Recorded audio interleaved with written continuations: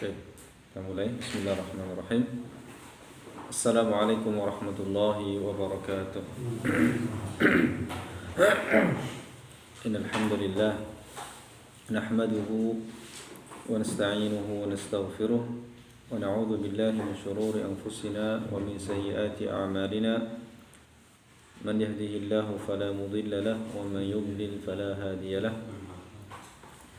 أشهد أن لا إله إلا الله وحده لا شريك له وأشهد أن محمدا عبده ورسوله اللهم صل وسلم على نبينا محمد وعلى آله وصحبه أجمعين أما بعد إخوتي في الله عزكم الله. Alhamdulillah pada sore hari ini Rabu 24 Dzulqa'dah atau 14 Juni 24 Dzulqa'dah 1444 Hijriah atau bertepatan dengan 14 Juni 2023. Alhamdulillah kita bisa bertemu kembali untuk melanjutkan pembahasan kajian manhaj dan akidah, yaitu dari kitab prinsip-prinsip akidah Ahlussunnah wal Jamaah.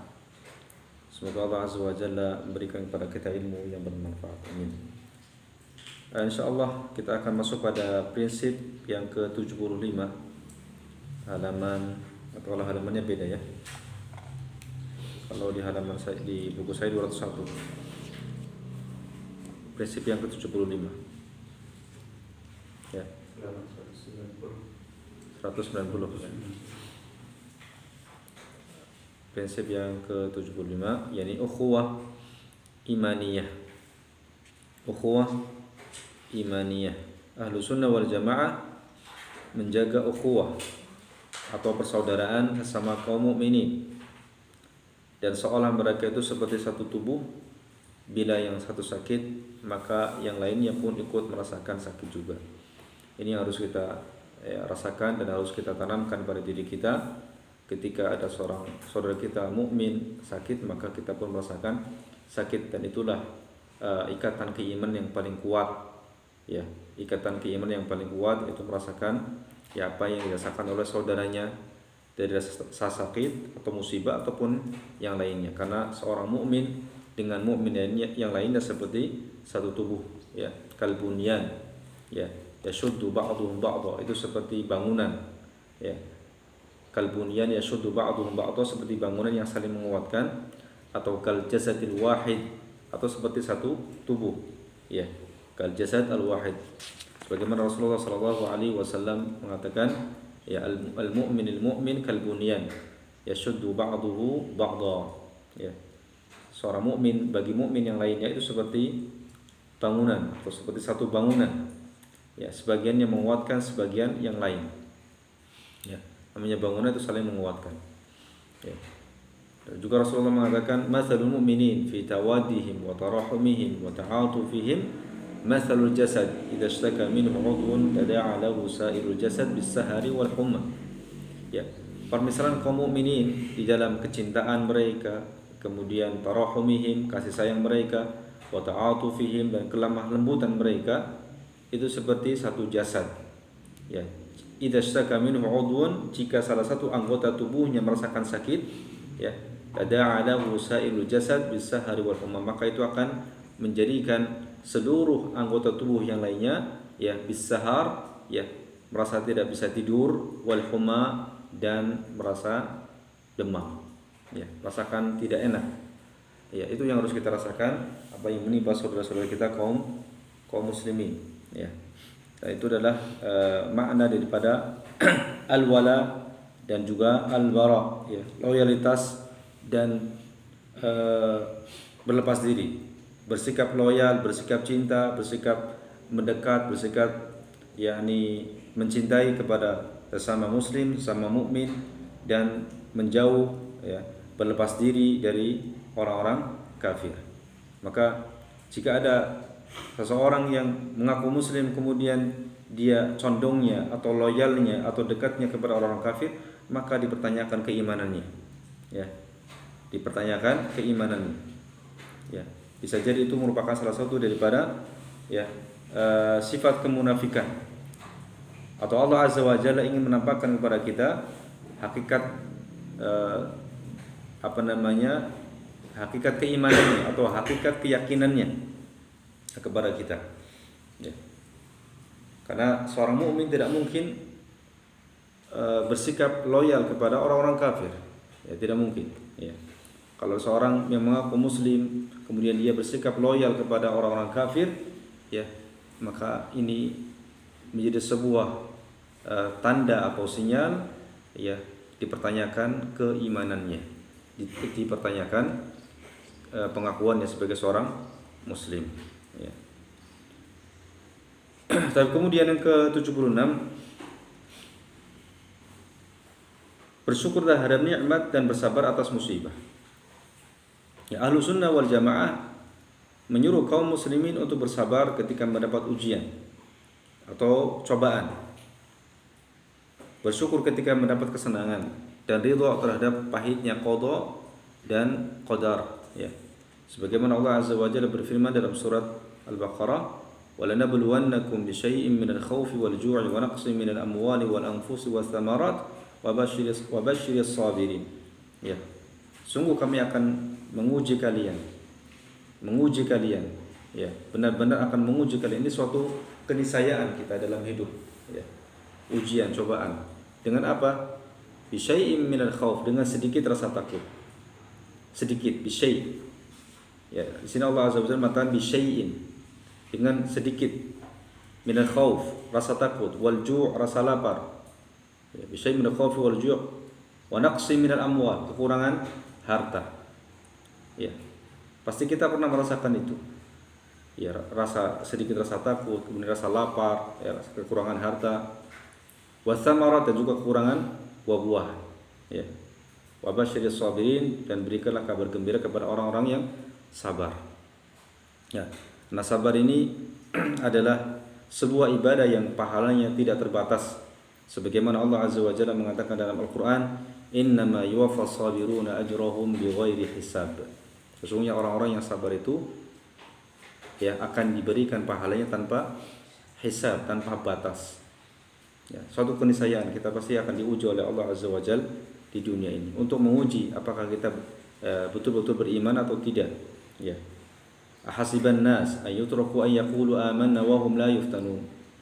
Apakah manusia itu mengira dibiarkan mengatakan kami beriman sedangkan mereka tidak uji? Pasti akan diuji, ya.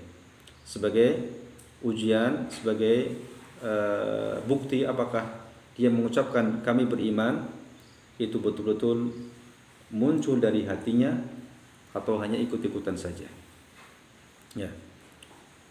Dan juga Allah Azza wa Jalla berfirman, "Ya ayyuhalladzina amanu sabiru wa sabiru wa rabitu wattaqullaha la'allakum tuflihun." Wahai orang-orang yang beriman, bersabarlah kamu. Isbiru wa sabiru, ya, bersabarlah kamu dan kuatkanlah kesabaranmu. Bukan hanya isbiru, tapi juga Allah mengatakan wasabiru, ya, lebih kuatkan lagi kesabaran. Ya, warabitu, dan tetaplah bersiap siaga. Ya. Warabitu, bersiap siaga di perbatasan negeri ini. Ini khususnya bagi para tentara, ya. Bagi para penjaga perbatasan keamanan. Ini mereka berada di jihad fisabilillah, ya, menjaga keamanan negeri, menjaga keamanan kaum muslimin, kaum mukminin, ya. Warabitu, dan bersiap siagalah di perbatasan negerimu. Wattaqullaha la'allakum tuflihun, dan bertakwalah kepada Allah agar kamu beruntung. Dan juga apa yang menimpa kita di dunia ini, ya, apa yang menimpa kita di dunia tidak akan lepas dari dua hal, yaitu nikmat, kesenangan, dan juga ujian, cobaan. Ya.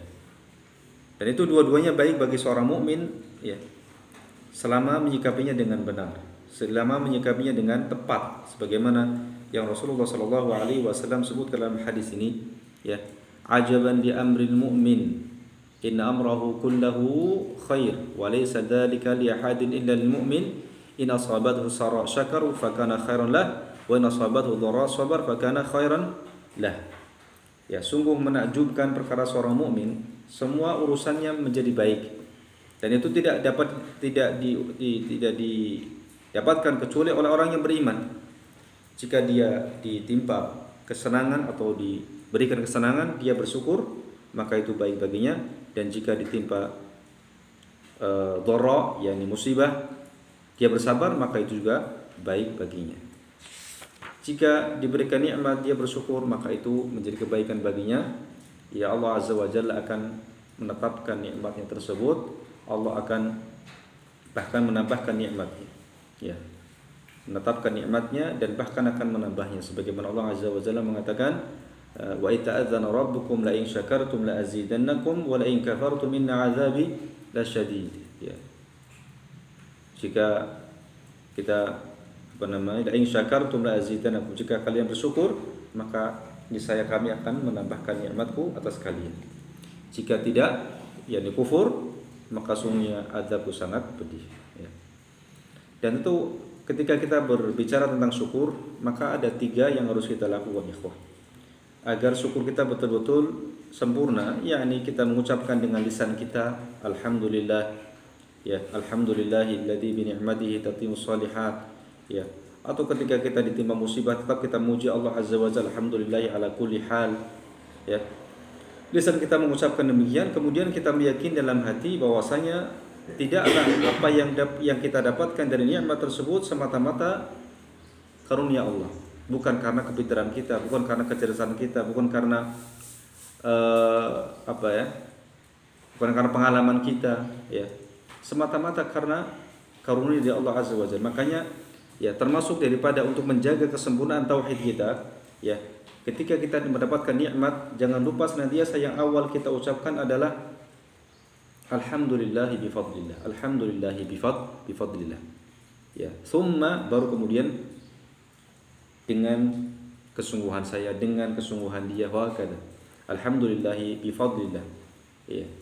Qul hadza min fadli rabbi. Ini semua adalah karunia Allah Azza wa Jalla. Allah yang memudahkan kita untuk melakukan usaha tersebut atau sebab tersebut.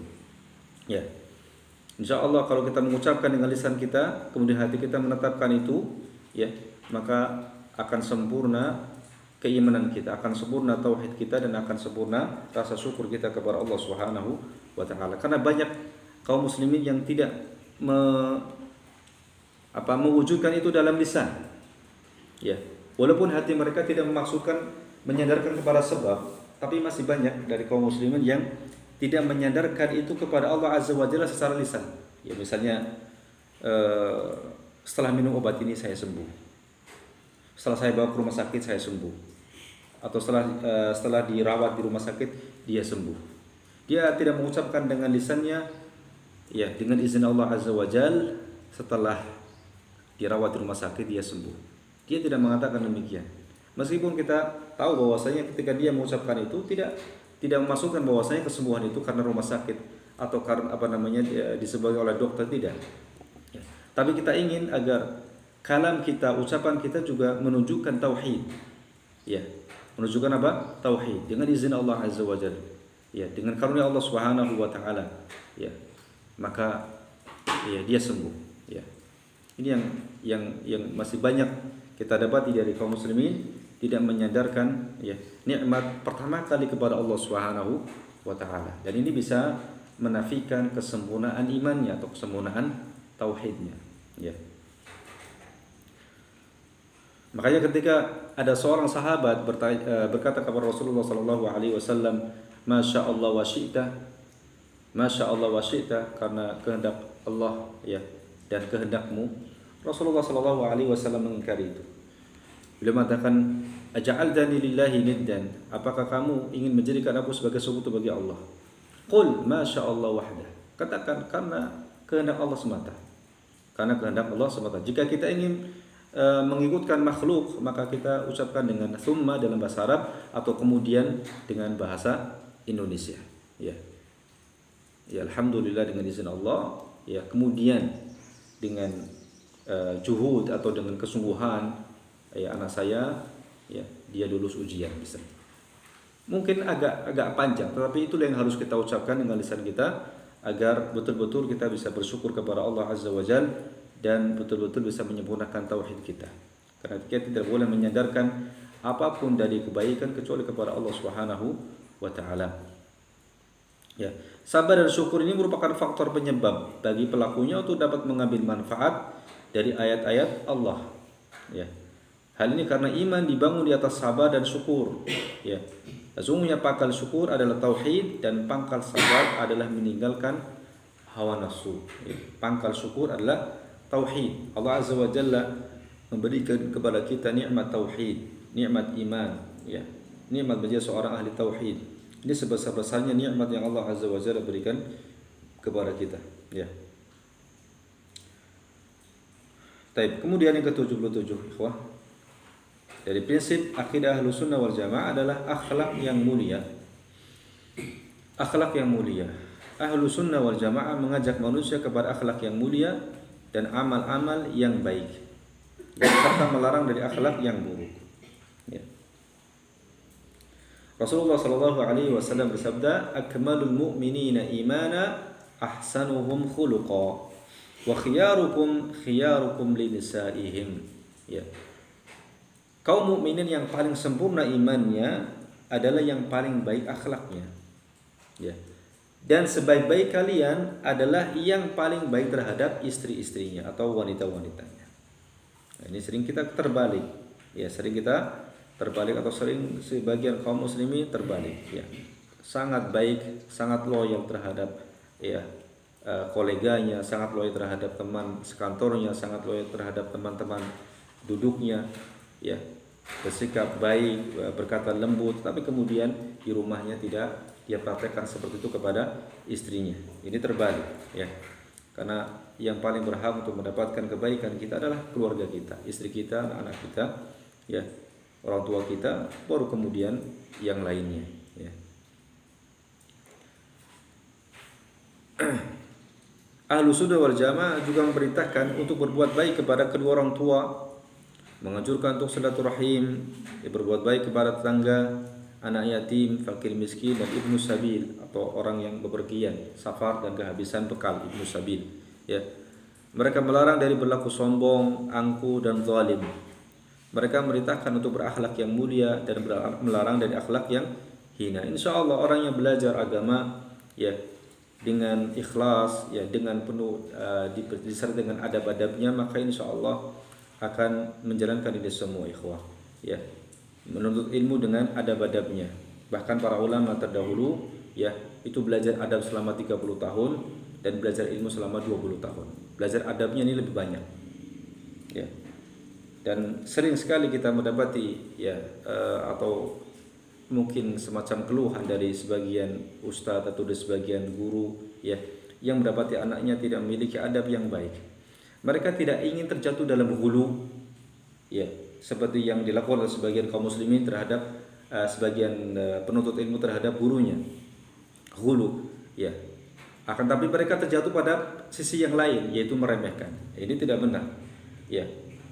Tidak mau mengucapkan salam kepadanya, tidak mau tersenyum kepadanya, tidak mau menyapanya, ya. Seolah-olah, ya, guru itu dianggap, ya, menjadi gurunya ketika di kelas saja atau ketika di majelis taklim saja. Ya. Ini sesuatu yang disayangkan, ya. Dan ternyata sumbernya adalah karena memang mereka menuntut ilmu tidak dibarengi dengan adab, ya, tidak dibarengi dengan adab-adab. Maka ini bisa mengurangi keberkahan ilmu seseorang, ya. Tidak berkah ilmunya, ya.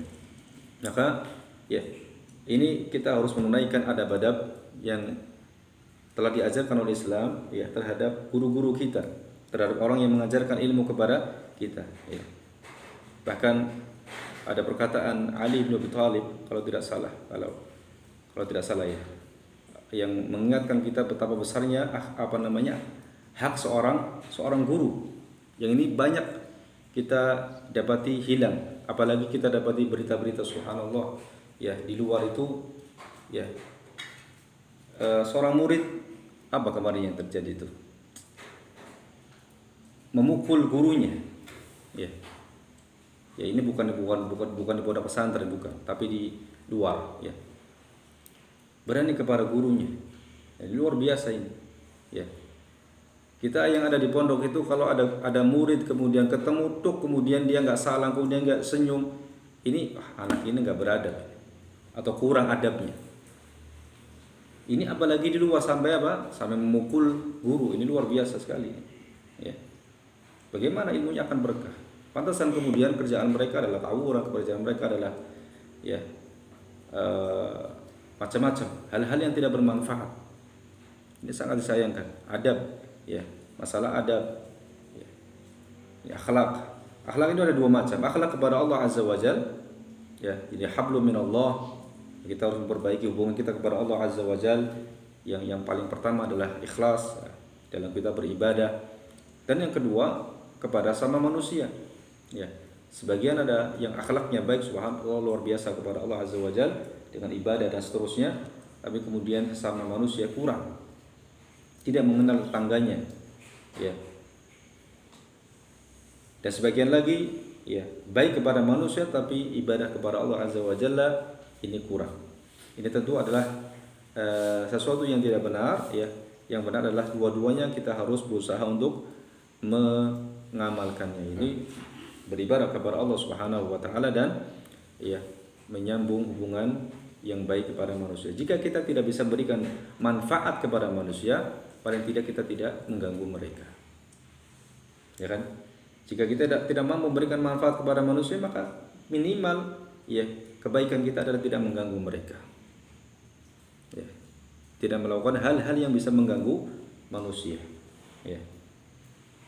Makanya Syekhul Islam Ibnu Taimiyah rahimahullah itu mengatakan ahlu sunnah a'lamun nas bil haqq wa arhamuhum bil khalq.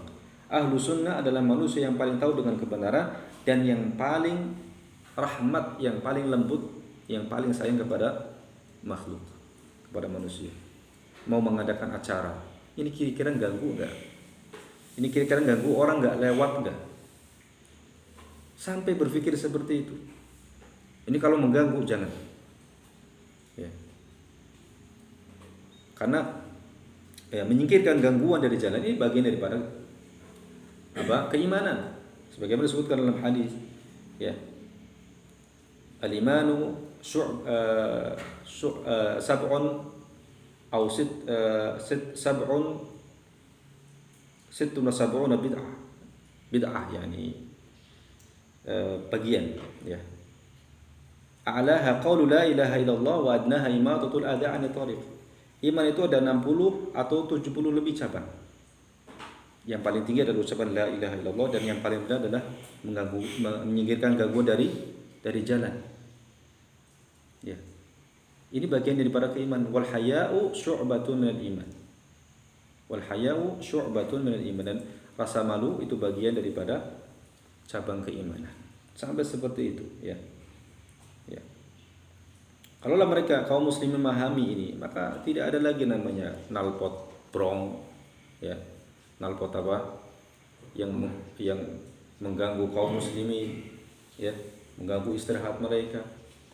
Ya, atau tidak ada lagi acara-acara yang dinamakan dengan yang mereka namakan ibadah tapi mengganggu. Enggak ada. Kalau betul-betul kita memahami ini, ya. Karena ini bagian daripada akhlak, ya, akhlak yang mulia. Kemudian yang ke-78, persatuan umat Islam. Di antara prinsip akidah Ahlus Sunnah wal Jamaah adalah bahwasanya ya mereka mengajak kepada persatuan kaum muslimin dan melarang mereka berpecah belah. Ya. Kelompok-kelompok apapun itu, apakah itu yang sifatnya politik ataupun yang sifatnya keagamaan, kemudian mereka berta'assub atau berfanatik di atas kelompok tersebut, ini yang menjadi penyebab perpecahan kaum muslimin. Ta'assub atau fanatik terhadap satu golongan, satu kelompok. Ini yang membuat kaum muslimin kemudian terkotak-kotak.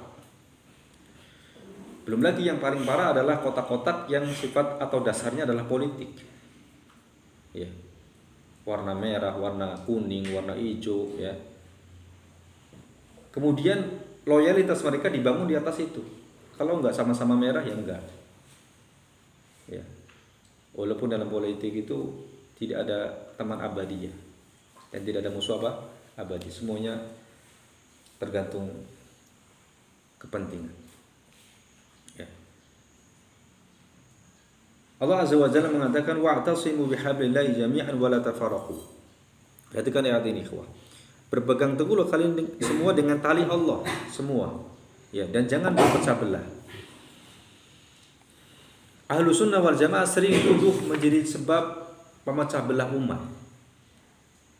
Menjadi apa? Sebab pemecah belah umat ketika mereka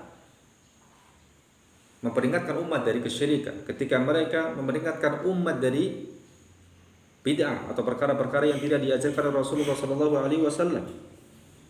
Ya.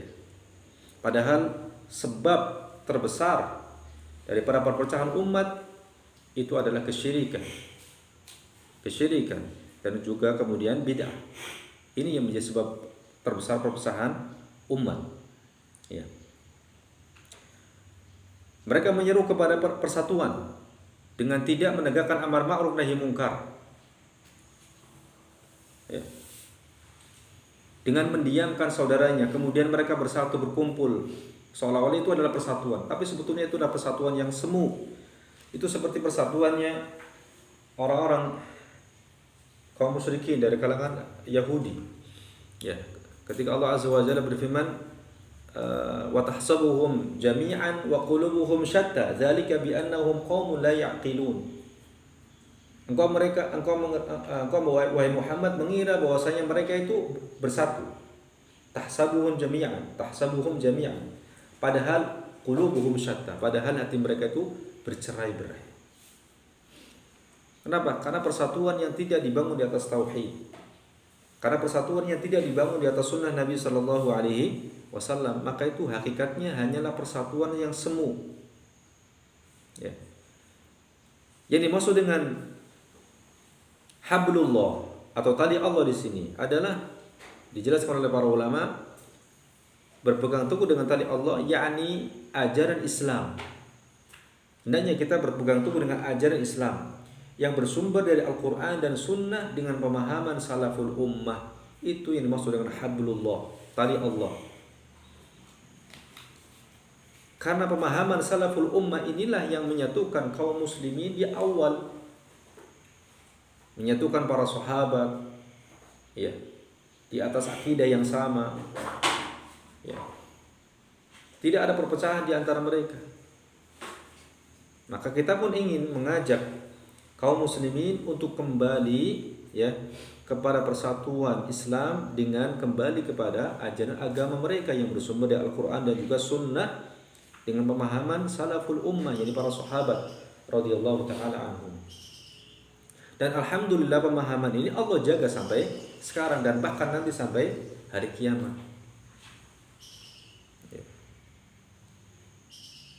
Ini menunjukkan bahwasanya kita juga belajar kepada para ulama. Kita memahami Al-Quran, kita memahami As-Sunnah dengan pemahaman para ulama yang mengajarkan kepada kita. Ulama ahlu sunnah, ulama rabbani. Ya. Ahlu sunnah wal jamaah mengajak kepada persatuan yang dilandasi dengan Al-Quran dan As-Sunnah menurut pemahaman salafus saleh. Ini yang dimaksud dengan hablullah. Ini yang disebut dengan hablullah. Wa'tasimu bihablillah. Ikhwah, wa'tasimu bihablillah, berpegang teguhlah kalian dengan tali Allah. Ini perintah Allah dalam Al-Quran. Wa'tasimu bihablillah. Jangan ragu. Dan di awal kitab ini sudah kita bahas, ya, bahwasanya berpegang teguh dengan manhaj salaf atau manhajnya para sahabat ini hukumnya wajib. Wajib hukumnya. Ya. Dengan dalil-dalil yang sudah kita sampaikan di awal kitab ini. Ya. Tidak ada keraguan di dalamnya. Ya. Adapun mereka yang ingin membuat sebuah persatuan yang tidak dibangun di atas hablullah ini, maka ibaratnya seperti seseorang yang ingin menegakkan benang basah. Menegakkan apa? Benang basah. Kira-kira gimana? Toy, gak bisa, gak akan pernah bisa. Ya, walaupun diadakan pertemuan 100 kali pun, ya itu tidak akan pernah terjadi persatuan yang diinginkan oleh Allah Subhanahu wa taala atau yang diperintahkan oleh Allah dalam Al-Qur'an. Wa'tasimu bihablillahi jami'an wala tafarraqu, dan jangan berpecah belah. Ya. Kelompok-kelompok inilah yang memecah belah persatuan kaum muslimin, yang membangun loyalitas dan barok mereka, wala dan barok mereka di atas kelompok itu. Adapun ahlu sunnah, loyalitas atau wala dan baroknya itu dibangun di atas Al-Quran dan juga sunnah, atau dibangun di atas syariat. Apa yang milih syariat, maka kita membencinya. Apa yang mencocoki syariat, maka kita mencintainya. Ya. Ahlussunnah tidak menyuruh kepada perkara-perkara yang dapat memecah belah persatuan kaum muslimin. Ya, persatuan yang dikehendaki adalah persatuan menurut pemahaman ulama salaf dan orang-orang mengikuti manhaj atau pedoman mereka, bukan menurut pemahaman pengikut hawa nafsu dan hizbiyah. Hizbiyah ini kelompok-kelompok hizb. Ya. Oleh karena itu, apabila terjadi perselisihan, hendaklah dikembalikan kepada Allah dan Rasulnya, bukan kepada pemimpin kelompok tersebut, tapi kembalikan kepada Allah dan Rasulnya. Ayyuhalladzina amanu, atii'u Allah wa atii'u Rasul wa ulil amri minkum fa in tanaza'tum fi syai'in farudduhu ila Allah wa Rasul in kuntum tu'minuna billahi wal yawmil akhir, dzalika khairu wa ahsanu ta'wila. Ya, taati Allah dan taati Rasul dan juga ulil amr. Jika kalian berselisih terhadap suatu permasalahan, kembalikan kepada Allah dan Rasulnya, Al-Quran dan Sunnah. Ini caranya, kembali kepada Al-Quran dan Sunnah dengan pemahaman para sahabat radhiyallahu ta'ala. Ahlu sunnah menyuruh kepada persatuan umat Islam atas dasar sunnah dan melarang berpecah belah serta bergolong-golong. Ahlu sunnah juga menyuruh umat Islam untuk tidak berada dalam satu barisan di atas sunnah Rasulullah dalam menghadapi musuh-musuh mereka. Ada kelompok-kelompok bawah tanah, bawah tanah yang bergerak secara senyap. Ya, kelompok-kelompok bawah tanah yang dakwahnya mereka hanya kepada kelompok tertentu, tersembunyi, jamaah-jamaah sempalan dan baiat. Ini termasuk salah satu ciri kelompok yang menyimpang, itu adalah adanya baiat. Adanya apa? Baiat. Kemudian dengan baiat ini, wala dan baronya dibangun di atas kelompok tersebut atau jamaah tersebut. Hatta semua ormas ada baiatnya, dan kita tidak ingin seperti itu. Ahlussunnah wal jamaah tidak ada baiat, tidak ada baiat. Mengajak manusia kepada Allah Azza wa Jalla, tubu ila Allah, kembali kepada kebenaran. Enggak ada baiat, enggak ada antum disuruh ngisi formulir kemudian di situ berbaiat, baik dengan secara lisan ataupun secara tulisan di situ formulir, tidak ada. Tidak ada.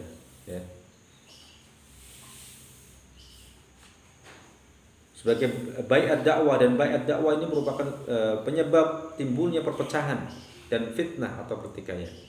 Baiat hanya boleh diberikan kepada orang yang ditunjuk oleh ahlul halli wal aqd. Ahlul halli wal aqd ini semacam lembaga yudikatif, atau kepada seorang muslim yang berkuasa dengan kekuatannya, meskipun ia seorang yang zalim. Ini baiat kepada pemimpin, baiat kepada ahli halli wal aqdi, atau dalam bahasanya yudikatif, baiat kepada pemimpin walaupun dia zalim, kita mengakui bahwa dia adalah pemimpin kita yang harus kita taati, dan patuhi selama dalam perkara yang makruh. Kemudian yang ke-79, ahlu sunnah wal jamaah senantiasa melakukan tasfiyah dan tarbiyah sebagai kata kunci bagi kembalinya kemuliaan Islam. Tasfiyah dan tarbiyah. Tasfiyah yakni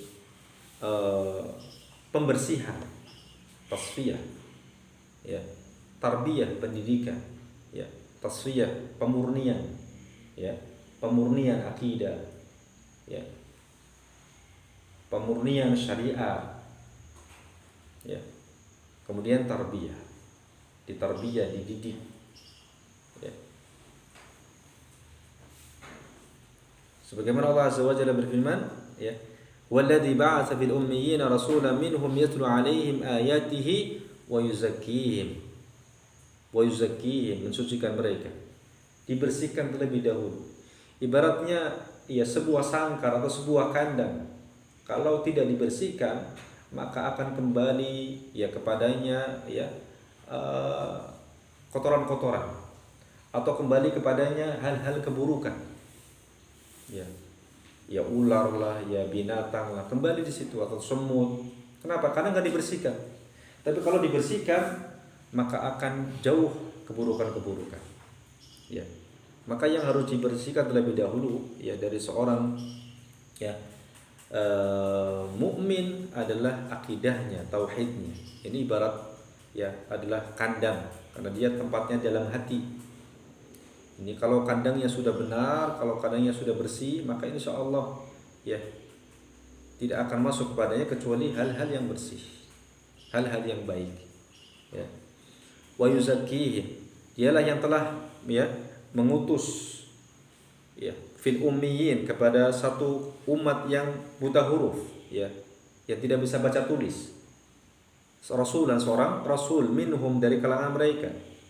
Kita tahu bahwasanya Rasulullah SAW diutus kepada kaum Quraisy, dan beliau berasal dari Quraisy, ya. Yatlu 'alaihim ayati, dia membaca ya ayat-ayat Allah kepada mereka, wa yuzakkihim, dan mensucikan mereka, wa yu'allimuhumul kitab, dan mengajarkan mereka Alkitab, yaitu Al-Quran, wal hikmah, yaitu as-sunnah. Ini namanya tarbiyah. Dan apa yang kita lakukan dari majelis ilmu, belajar menuntut ilmu, ini adalah bagian dari tarbiyah, pendidikan, ya. Wa in kanu min qablu la fi dhalalin mubin, meskipun sebelumnya mereka benar-benar dalam kesesatan yang nyata.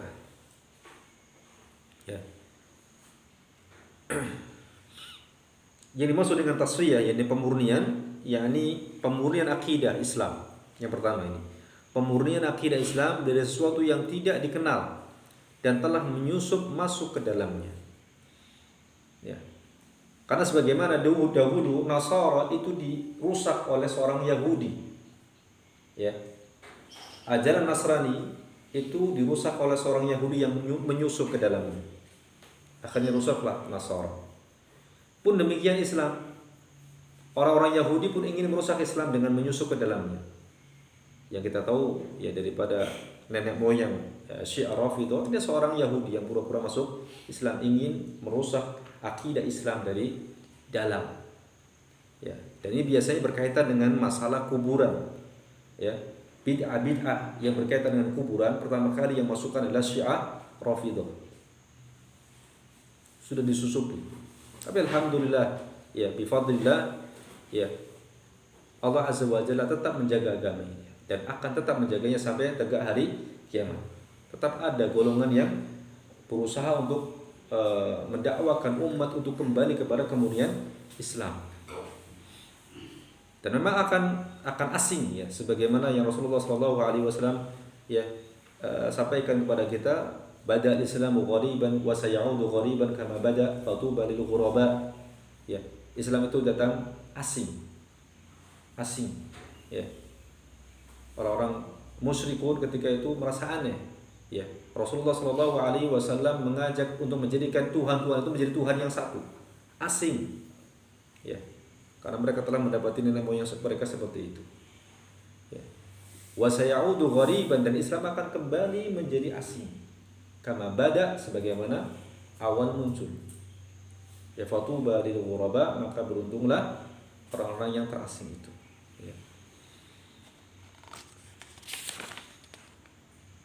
Seperti kemusyrikan yang masuk ke dalamnya, kemusyrikan, pengingkaran terhadap sifat-sifat Allah, ya, atau menakwilkan ya sebagian sifat-sifat Allah yang mana ini tidak ada di zaman Nabi Shallallahu Alaihi Wasallam atau di zaman sahabat. Ya. Mulai ada menakwilkan sifat atau mengingkari sebagian sifat, bahkan mengingkari seluruh sifat, yang dilakukan oleh Jahmiyah misalnya.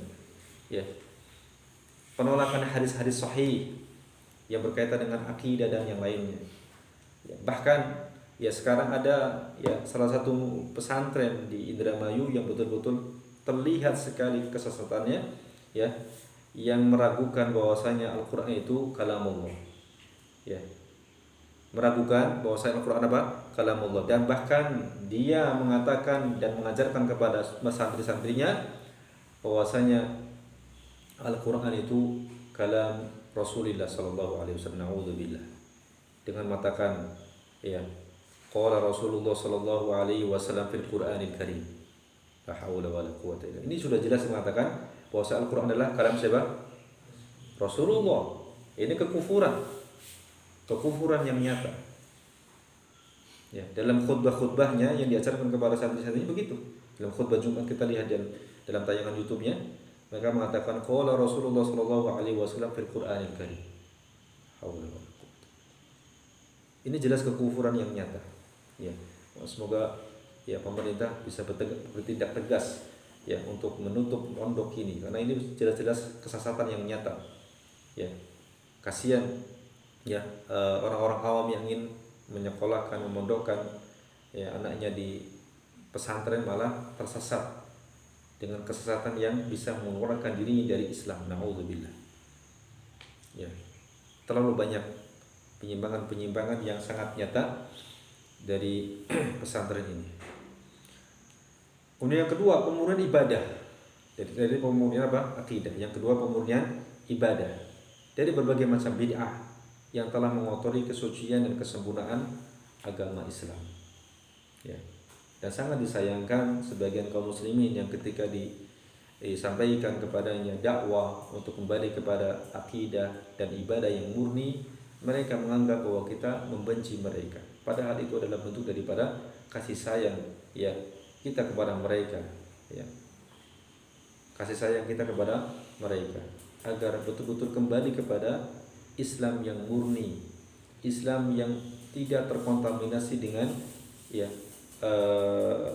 masukan-masukan yang bukan dari Islam, baik secara akidah maupun secara ibadah. Dan itu sesuatu yang disayang ya, atau sesuatu yang pasti terjadi karena Rasulullah Shallallahu Alaihi Wasallam itu sudah mewanti-wanti kita dalam hadisnya, wa iyyakum wa muhdatsatil umur, alaikum bisunnati wa sunnatil khulafa'ir rasyidin al-mahdiyyin, adu 'alaiha bin nawajid, wa iyyakum wa muhdatsatil umur, fa inna kulla muhdatsatin bid'ah wa kulla bid'atin dhalalah. Rasulullah sallallahu alaihi wasallam mengatakan sendiri. Ya, Rasulullah memberikan peringatan itu artinya ini akan terjadi. Ini akan terjadi. Dan Rasulullah memperingatkan agar kita tidak terjerumus ke dalamnya. Ya, agar kita berpegang teguh dengan sunnah Nabi dan juga sunnahnya para khulafaur rasyidin. Pegang dengan gairah, pegang erat-erat. Ya, pegang erat-erat karena kita hidup di zaman yang ya di mana Islam itu terlihat asing, ya. Kemudian Rasulullah setelah itu memberikan peringatan, wa iyyakum wa muhdatsatil umur, jauhi oleh kalian perkara yang baru dalam agama. Perkara yang baru dalam agama. Nah, setiap perkara yang baru dalam agama adalah bid'ah, dan bid'ah itu sesat, kata Rasulullah. Wa kullu bid'atin dhalalah, dan dalam riwayat yang lain wa kullu dhalalatin finnar, dan setiap kesesatan itu ada di neraka. Ya. Ini bukan berarti kita mengkafling surga lah. Justru yang mengkafling surga itu mereka, ajin. Ya. Bahkan ada ya salah seorang dari mereka itu tokoh sufinya mengklaim memiliki surga, yang mana surga ini akan menjamin para pengikutnya masuk ke dalamnya dan bisa mengeluarkan dengan kehendak dia orang-orang yang masuk dalam neraka yang dia kenal. Ini kan seperti haknya Allah. Ini haknya Allah. Allah mengeluarkan dari siapa, dari hambanya yang ada dalam hatinya keimanan, gitu kan, tauhid. Ini mengklaim ada surga. Kemudian pengikutnya ya padahal perkataan yang sangat jelas yang tidak perlu tafsir lagi, membelanya dengan berbagai macam dalih, atau dalam bahasa kita apa? Ngeles. Padahal perkataannya sudah jelas bahwa perkataan ini sesat, perkataan ini tidak benar. Ya. Masa ada seorang mengklaim memiliki surga? Ini kan aneh. Ya. Bagi yang apa namanya akalnya masih sehat, yang tidak dipengaruhi dengan fanatik buta terhadap satu kelompok atau ya satu jamaah atau thariqat, ya, insya Allah dia masih bisa berpikir dengan jernih. Seorang muslim yang awam yang tidak tercampur dengan pemahaman-pemahaman yang menyimpang, ketika disampaikan seperti itu, masa iya ketika dia ziarah kubur, kemudian kubur Nabi bangkit kemudian mencium lututnya, ya, ini kan suatu yang lucu. Ini merendahkan Rasulullah SAW. Ya. Seandainya kita katakan, ya, saya ziarah kubur kepada saya ziarah kubur kepada kuburan orang tua ente, kemudian kuburan orang tua ente bangun kemudian cium lutut saya, itu merendahkan orang tua ente atau tidak? Merendahkan. Ya. Kita mengunjungi kuburan orang itu, kemudian dia bangkit, kemudian cium lutut kita. Subhanallah. Ya. Ini jelas-jelas khurafat, jelas-jelas kebatilan, tapi kemudian tetap saja namanya kebatilan itu ada aja pendukungnya. Ya. Sampai pada perkara yang kufur pun tetap ada pendukungnya. Makanya jangan heran. Ya. Nah, ini adalah musibah yang sangat besar, ikhwan. Musibah yang sangat besar. Tidak ada musibah yang lebih besar daripada musibah yang menimpa agama seseorang. Apalagi yang berkaitan dengan akidah, ibadah. Ya. Ini musibah yang sangat besar. Makanya syaitan lebih suka bid'ah daripada maksiat. Kenapa? Karena pelaku bid'ah ini sulit untuk bertaubat. Karena dia menganggap bahwasanya dia adalah hak. Ini dihiasi terus oleh syaitan. Ya. Dan dia sulit untuk bertaubat. Karena itu tadi, menganggap bahwa dirinya berada di atas al-haq kecuali yang dirahmati Allah Azza wa Jalla. Makanya bersyukur, ikhwah. Bersyukur teman-teman. Ketika Allah Azza wa Jalla berikan kepada kita hidayah di atas sunnah Nabi Sallallahu Alaihi Wasallam, ini nikmat yang luar biasa. Ya, nikmat yang luar biasa. Ya. Selalu bandingkan nikmat Allah Azza wa Jalla yang lain dengan nikmat ini. Maka nikmat yang lainnya, ya, dari nikmat harta, nikmat yang lainnya, jika kemudian kita ada kekurangan, kemudian kita bandingkan dengan nikmat ini, kita tetap bersyukur. Karena tidak ada nikmat yang lebih besar daripada nikmat Islam dan nikmat di atas sunnah Nabi Sallallahu Alaihi Wasallam. Ya. Kemudian kita juga harus saling mengokohkan, saling menguatkan, sering-seringlah berziarah, sering-seringlah berkunjung, sering-seringlah duduk di majelis ilmu. Ya. Karena ini penting. Ya. Dan juga perbanyak doa. Rabbana la tuzigh qulubana ba'da idh hadaitana wa hab lana min ladunka rahmah. Banyak-banyak berdoa, ya muqallibal qulub tsabbit qalbi ala dinik. Karena syubhat itu bisa masuk dari arah mana saja. Kita nggak tahu. Ya, jangan merasa aman. Ya. Perbanyak doa. Dan juga perbanyak ukhuwah, perkuat ukhuwah di antara ya ahlus sunnah wal jamaah. Kemudian yang ketiga, ikhwah, pemurnian fikih Islam. Jadi pemurnian akidah, yang kedua pemurnian ibadah. Ya, pemurnian akidah ini ya dari segala sesuatu yang menyusup ke dalamnya. Kemudian pemurnian ibadah dari berbagai macam bid'ah. Kemudian pemurnian fikih Islam dari segala bentuk ijtihad yang keliru. Ya, dan menyelisih Al-Qur'an dan sunnah. Ya, karena ada sebagian kaum muslimin yang masih menganggap ya Syiah itu bagian daripada fikih yang bisa mereka ambil gitu. Nah, ini ada ya pemahaman atau pendapat dari Syiah gitu. Ya. Kenapa mengambil pendapat mereka? Sedangkan ahlu sunnah yang imam yang 4 itu sudah cukup insya Allah. Dan sebetulnya madhab itu tidak hanya 4. Dulu di zaman ya terdahulu bukan hanya 4, tapi dengan izin Allah Azza wa Jalla 4 ini yang sampai kemudian ya sampai kepada kita gitu. Karena murid-muridnya itu terus menyampaikan, menyebarkan. Ya, ada juga sebetulnya madhab yang lain, tapi qadarullah ya muridnya tidak mengembangkan atau tidak meneruskan sehingga kemudian hilang. Tapi ala kulli hal ya, kita beribadah kepada Allah Azza wa Jalla itu ya berdasarkan dalil dari Al-Quran juga sunnah. Toh para sahabat dulu ya belum ada madhab yang empat. Ya. Madhab itu adalah sebuah jalan untuk bisa untuk memudahkan kita untuk memahami ya agama, khususnya bagi mereka yang awam, maka bisa mengambil pendapatnya ya atau ijtihadnya para ulama madhab gitu. Ya. Serta membebaskan akal dari pengaruh-pengaruh taklid ini ya, dan kegelapan sikap fanatisme atau jumud ya, karena ada sebagian orang ya kalau nggak madhab ini ya bukan ahlu sunnah gitu kan. Ini keliru, ini jumud namanya, kekakuan ya, kekakuan, kejumudan yang tidak seperti itu ya. Kita bisa melihat dari 4 madhab itu ya, misalnya ya mana pendapat yang lebih mendekati kepada dalil Al-Quran dan juga sunnah ya. Dan tidak ada kewajiban kita untuk menetapi satu madhab tertentu. Kemudian jika ada orang yang tidak bermadhab itu kemudian dianggap bukan ahlus sunnah. Dan lebih parahnya lagi ya, mereka menyandarkan atau menisbatkan perkara-perkara yang bukan termasuk ijtihadnya ulama madhab tersebut ya kepada madhab itu. Ya, padahal sama sekali tidak ada hubungannya dengan itu. Bahkan ya Al-Imam Asy-Syafi'i memerangi ya ritual tersebut yang mereka menisbatkannya kepada madhab Asy-Syafi'i. Ya, seperti acara kematian misalnya. Kalau nggak mengadakan acara kematian ya berarti bukan ahlu sunnah, bukan mengikuti Imam Syafi'i. Ini keliru. Padahal Imam Syafi'i bahkan mengingkari itu.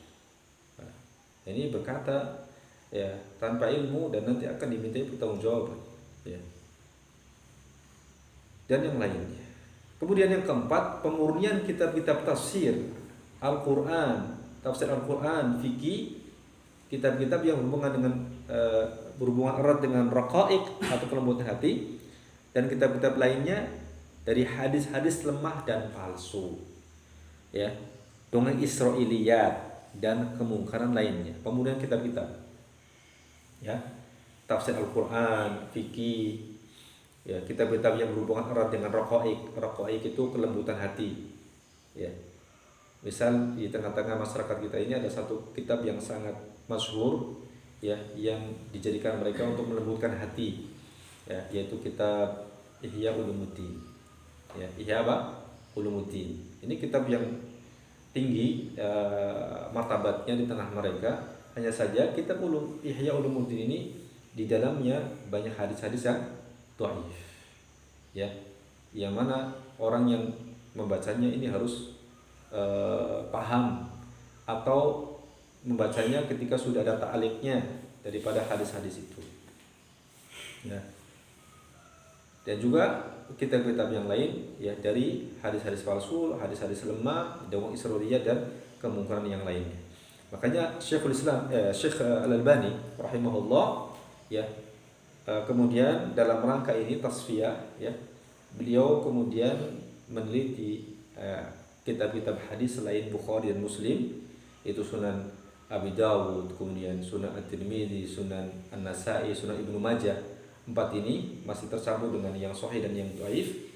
Kemudian beliau ambil pilih-pilih ya, pilih-pilih kemudian dijadikan dalam sebuah karya Sahih Sunan Abi Dawud, Sahih Sunan At-Tirmidzi, Sahih Sunan An-Nasa'i, Sahih Sunan Ibnu Majah.